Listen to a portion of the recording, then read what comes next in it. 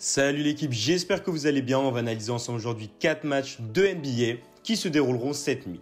Concernant nos 2 dernières vidéos d'analyse, nous avons eu un peu plus de difficultés sur les pronos NBA, notamment avec les paris sur le nombre de passes, et nous comptons arrêter de parier sur cette méthode-là.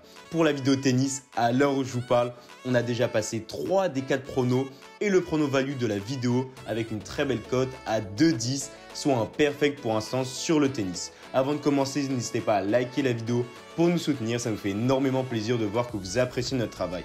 Et à 30 j'aime, on sortira une nouvelle vidéo sur nos analyses NBA.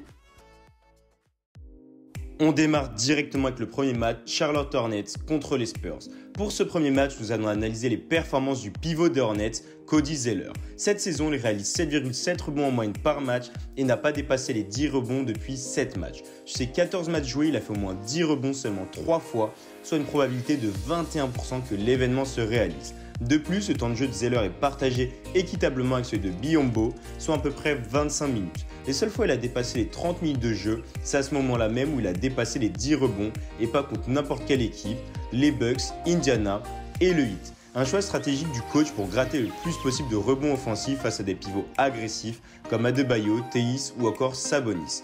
Or, les Spurs n'est pas une bonne équipe comme les équipes citées précédemment qui possèdent des pivots très agressifs, ce qui laissera, je pense, l'opportunité de faire tourner.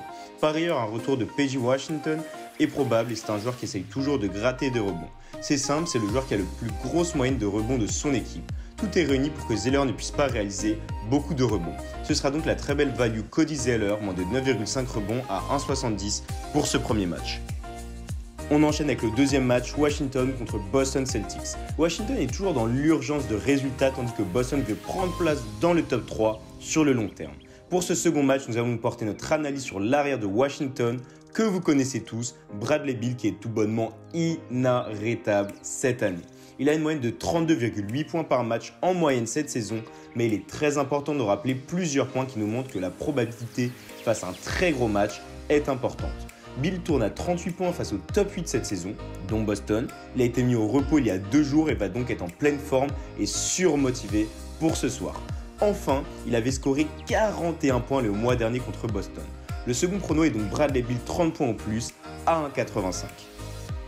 On passe au troisième match, les Nuggets contre les Lakers. Les Lakers, second de la conférence Ouest, rencontrent les Nuggets, 7e de cette même conférence. Les résultats des Lakers sont quasiment identiques à ceux des Jazz, c'est-à-dire impressionnants. 21 victoires contre 6 défaites et 12 victoires contre 2 défaites à l'extérieur. Alors que les Nuggets, malgré quelques fois des coups d'éclat et des masterclass de certains joueurs à l'image de Jokic ou Murray, restent sur un bilan de début de saison plutôt mitigé avec 14 victoires contre 11 défaites et 7 victoires contre 6 défaites à domicile, ce qui ne reflète pas leur potentiel et leur niveau. Cependant, ce soir, les Nuggets vont être très amoindris avec plusieurs cadres absents. Le SG Gary Harris et le SF des Nuggets Will Barton seront absents pour cette rencontre. Alors que Murray souffre d'une entorse à la cheville, ce qui ne fera pas de lui un joueur clé car il ne sera pas à 100%. Du côté des Lakers, Davis est questionnable. Il semblerait qu'on ait de grandes chances de le voir ce soir.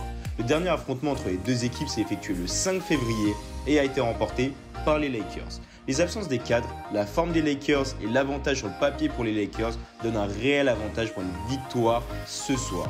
Ce sera donc victoire des Lakers côté à 1,71. On passe déjà au dernier match, Oklahoma City Thunder contre Milwaukee Bucks. Oklahoma rencontre les Bucks, un match pas très équilibré sur le papier, surtout qu'Oklahoma déclare plusieurs absents essentiels aux offensives des Thunders. Le point guard Theo Maledon et le shooting guard Gilgeous Alexander sont absents. Déjà qu'Oklahoma est loin d'être la meilleure attaque de NBA avec seulement 107 points par match en moyenne, mais s'il manque leurs 2 éléments essentiels d'attaque, cela risque d'être très compliqué. On a remarqué au dernier match des Thunder contre les Nuggets qu'ils étaient seulement à 95 points. De plus, les Bucks ont une bonne défense, c'est pourquoi je pense clairement que les Thunders vont réaliser moins de 108 points ce soir. Pour le dernier prono de cette analyse YouTube, ce sera donc Oklahoma City Thunder à moins de 107,5 à 1,66.